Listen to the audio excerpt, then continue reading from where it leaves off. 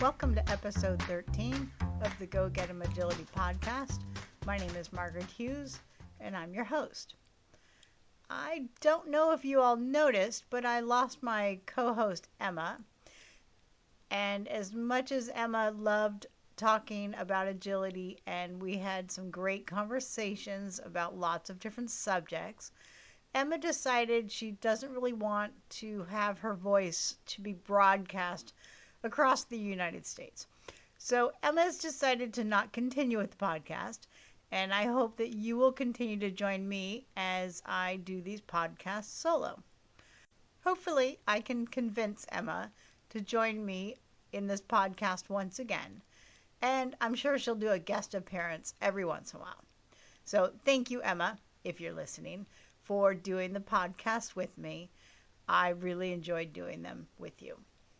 I'd like to talk to you today about why I love the sport of agility, what I find fascinating about it, what I find difficult about it, and what attracted me to agility in the first place.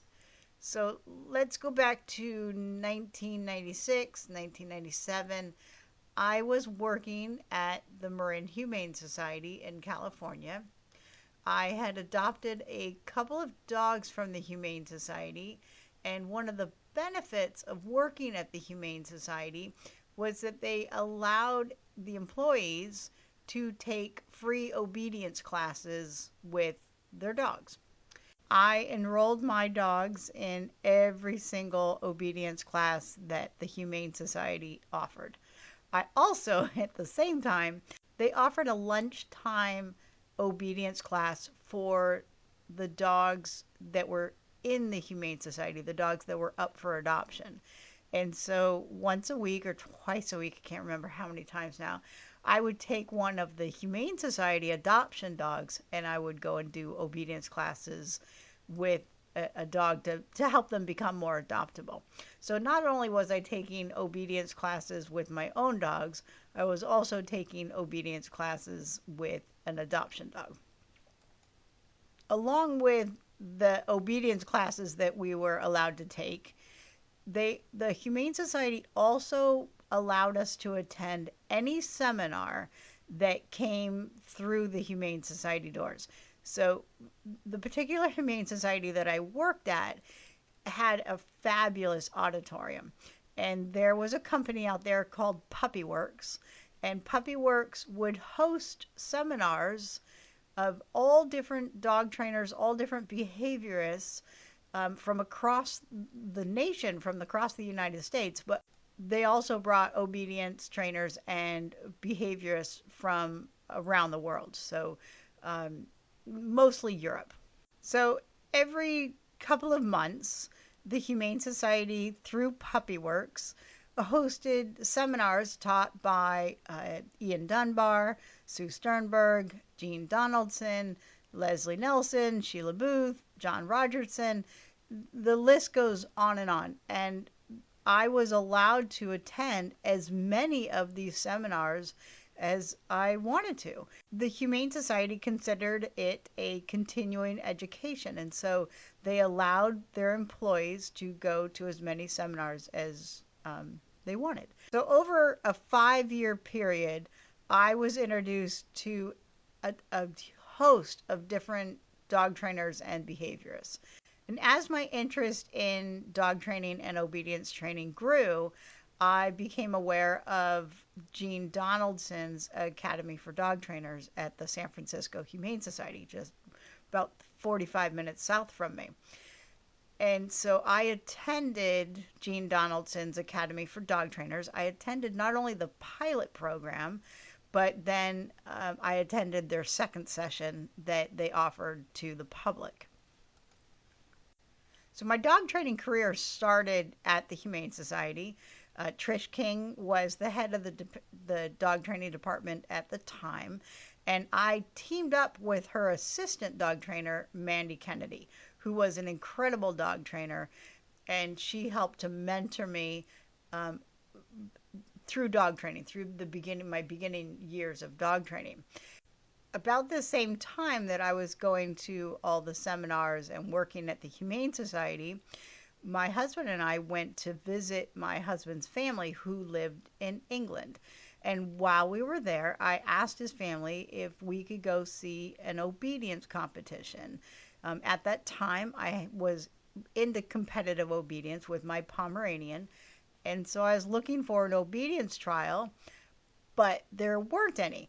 But there was an agility trial on the only weekend that we had available. So I convinced my husband's family to take me to this agility trial. And while I didn't really know what agility was, I did know that it involved dogs and I knew that it involved jumping. I did manage to convince my husband's family to take me to this agility trial, and we walked into this big arena, and there were probably 25 to 30 border collies all tied up on the side of the wall, barking their heads off while their owners were walking the course. And I remember just being like, wow, it was really loud. The dogs were highly aroused, and nobody seemed to care. After they walked their course, they started running their dogs, and I was just amazed and fascinated with the skill and the athleticism of these dogs that were running at this trial. They also had another agility ring that was running outside on the grass. And I remember there being no fences, and the dogs were just connected with their handlers, running with people walking around and other dogs walking around. And the dog on course was focused and working so incredibly beautifully with their handler. And then the last part of this agility trial that we were at in England, this was my very first experience with agility. We went into another arena, and there was a small poodle, like a toy poodle, a teacup poodle, a tiny one, and he or she was jumping either 12 or 14 inches, and I was just amazed that this little dog was getting over these hurdles. And so when I came back to the United States, I wanted to find out more. I wanted to figure out what agility was about and whether or not it was something that I could get into with my own dogs. So soon after that, sometime in the next few months after that, the Humane Society brought another seminar to where I worked, and they brought in local competitors, Nancy Guys and Jim Basic. And both Nancy and Jim, they were trying to bring more agility to the Bay Area at the time. So the Marin Humane Society hosted them to come in and give a seminar on agility. So as we're at this seminar, we're in a pavilion, maybe 80 feet by 60-foot pavilion. And on the far side of this pavilion was a tunnel. And on the other side of the pavilion, Jim and Nancy were talking to all the seminar participants. And Jim turns around to his dog, and he sends his dog to the tunnel from across the pavilion. And the dog took off like a rocket, swooped through the tunnel, and immediately came back to him. And I was stunned. I was just astonished at the ability, that the training that this dog had to take off and go to a tunnel, 60 to 70 feet away from his handler and then immediately come back to him. It was fantastic. From that point forward, I was hooked. I was ready for more. And there was one other person that was attending the seminar with me, and she and I started talking about agility and how could we get it to be at the Humane Society. Could we start classes at the Humane Society? And at the time, I was still working at the Humane Society, and so I wasn't an instructor. I didn't have the qualifications to be an instructor. And this woman that was with me, she knew a little bit more than I did, but not much. And she started the agility program at the Humane Society. And so, of course, I joined her first class. And so that was my first introduction to agility. Was first in England, and then shortly thereafter, Nancy Guys and Jim Basic, and the seminar that they came and presented at the Humane Society. I was hooked. I was hooked from the moment that I watched Agility Live. It was brilliant. I look back now and I think, what was it that got me hooked? What was it that got my attention and caused me to want to pursue agility with the dogs that I owned at the time?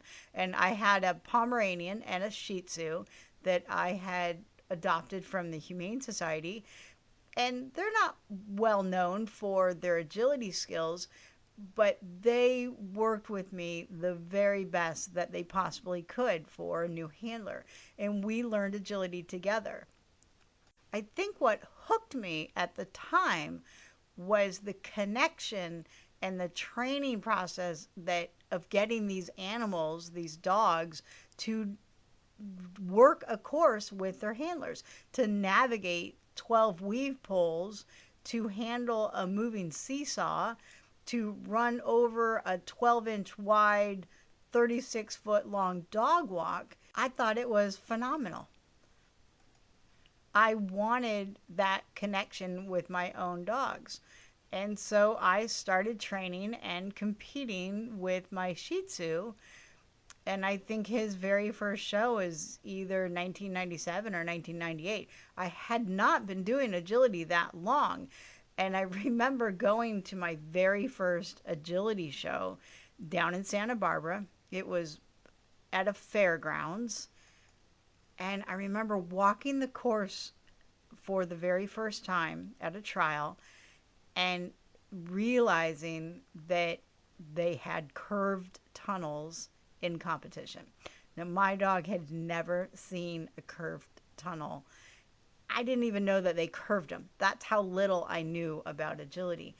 And so I had to help him. I don't think I qualified on my very first trial, but I loved it. Even though I didn't qualify, I loved it. And I was ready to continue and keep training my dog and continue on. And what I found fascinating and wonderful about agility back in the late 90s is what I still find fascinating and wonderful about agility today.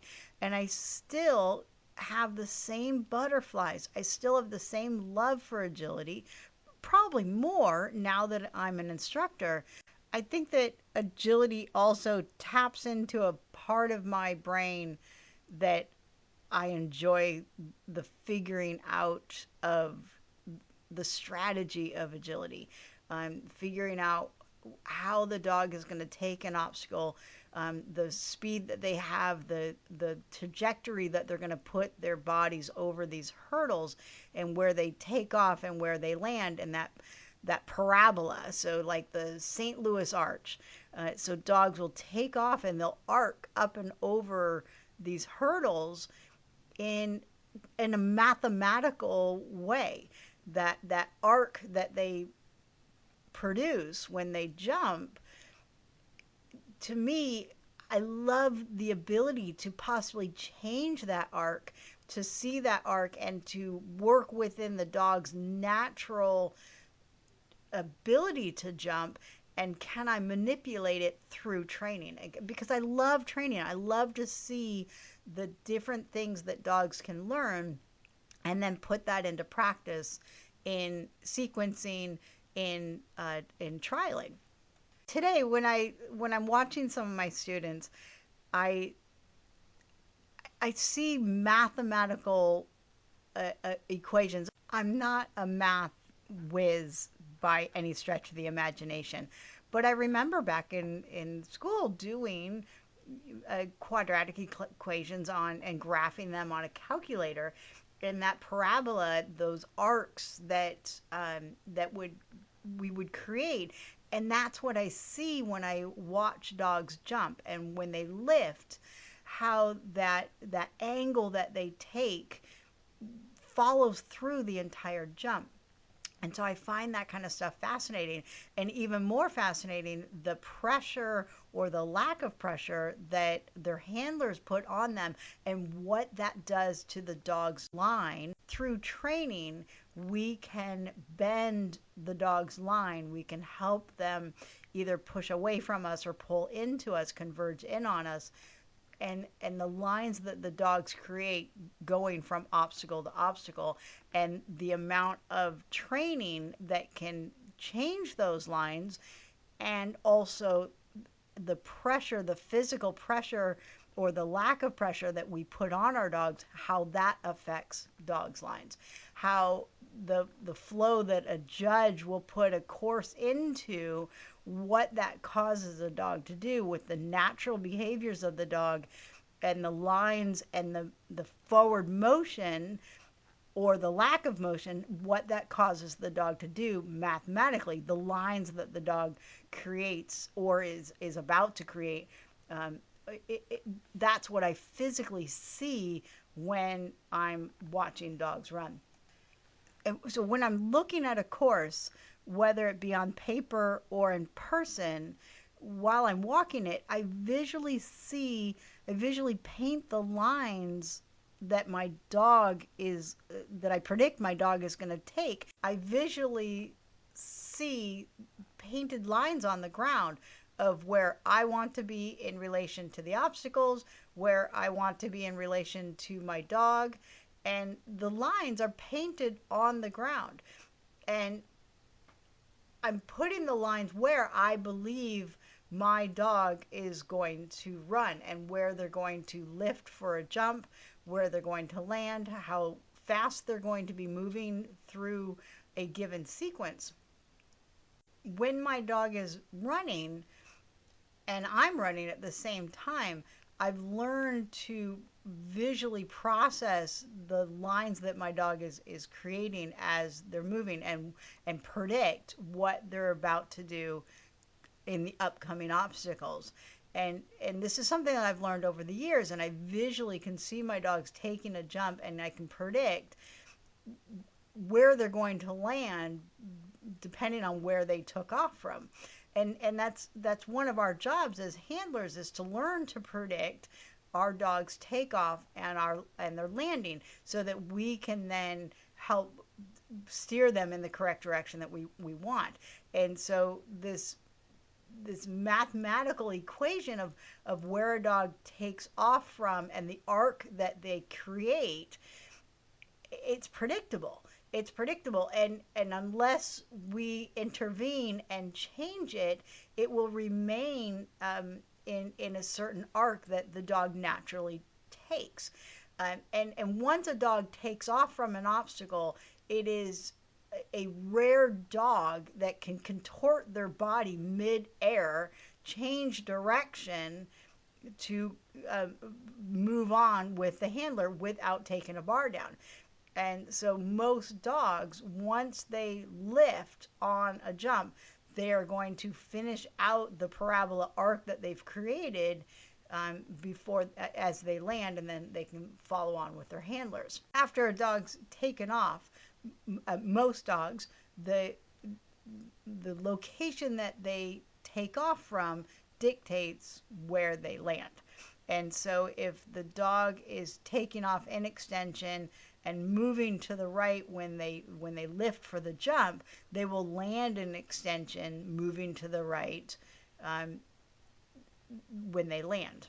We have to learn to see this and predict this while we're running, and see it and predict it as the dog approaches the obstacle.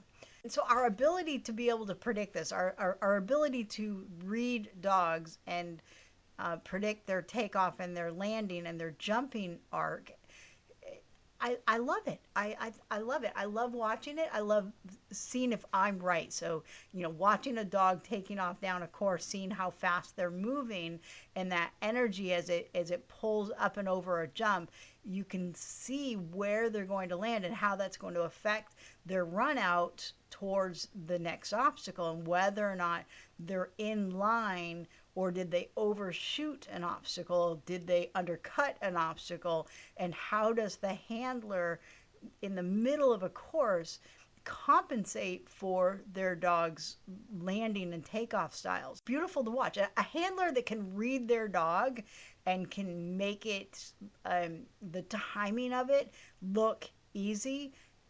I think it's beautiful. A few weeks ago, I was listening to Kale McCann of McCann Dog Training, who's up in Canada, and she brought up a fun experiment that she had done with her dogs, where she put tape on the ground where she predicted her dog would take off, and then put tape on the ground where she predicted her dog would land. And then she put the tape down without, so she walked the course, put the tape down without running her dog, and then she videoed running her dog with this tape on the ground. And if I remember correctly, she was pretty dang close, if not spot on, about predicting where her dog would take off and land on a given course. I need to do this experiment with my own dog. The ability to see the location that your dog is going to take off and see the location that your dog is going to land, it's a benefit. It's a benefit to running these courses, and that part of the mathematical equation of the arcs that dogs give us when we push them, or when the handler's pushing on the line, or pulling on their line and asking them to converge into us, it's predictable, and I want to know how close am I. So I need to do that experiment, and I think that it would benefit everybody to do an experiment like that. Can you predict where your dog takes off and where your dog lands on a given course? And so if we are able to predict where our dog takes off and where our dog lands, we also need to be able to recognize when they're not in line to grab that prediction, when they're not in a good position to go out and get a jump, or when they're too fast for a jump and they're going to overshoot it, or when they're too slow or too bendy on a jump and they're going to cut in too close for the next obstacle. That's one of the reasons that we need to learn how to predict our dogs, is to help compensate for the next obstacle down the line before it's too late, before they are in a position where we can't fix whatever line that they're on that we need. So how do you become good at predicting? How do you become good at figuring out what your dog's line is? In my opinion, I think it's beneficial, especially as an instructor. I think it's beneficial as a student as well, but definitely it's beneficial as an instructor, is to watch the open level dogs, the mid-level dogs, so advanced dogs, open dogs, the level 2 or 3 dogs. These are dogs that have been through novice, have been through starters, and they're now in the open level, the mid-range level of agility. And the reason why these dogs are good to watch, and why the handlers are good to watch, is because the dogs have enough skills, enough training under their belt, that they know the obstacles. They've gotten through the novice rounds, so they're able to qualify, and so they have enough skills going on, but they don't have enough skills to save their handlers' poor handling. So it comes down to the handler, right? Once again, handlers, whatever cues they give their dogs, is the dogs are honest. They're honest on what they know, on what they're able to do, and and handle in a given course. And so these open level dogs, and I'm talking about dogs that are in focus. So these are dogs that are running well with their handlers, and it comes down to the skill set, that what the dog understands for the level of open, and the handler's timing, the handler's skills of being able to give their dogs the most information as soon as possible. And so you can see in the open class when things start to go astray, is it's such an honest view of pure dog training. The dogs don't know enough to save the handlers, but they know enough to stay in the game and to show the handlers what they do or do not know. Now, dogs that are wildly obstacle focused, sometimes it doesn't matter what the handler does. The dog has too much obstacle focus and the handler needs to work on obstacle focus. I'm talking about the dogs that have this nice magical point between obstacle and handler focus. And everything that they do, how wide they go on a jump, how early they turn on a jump, is in direct relation to what the handler is doing and what the handler has cued the dog to do, the distance that they are from their handler. It's predictable. The turning arcs that they have, it's predictable. And I love it. I find this stuff fascinating. And so to this day, some 20 something years later, I still find this part of agility addicting.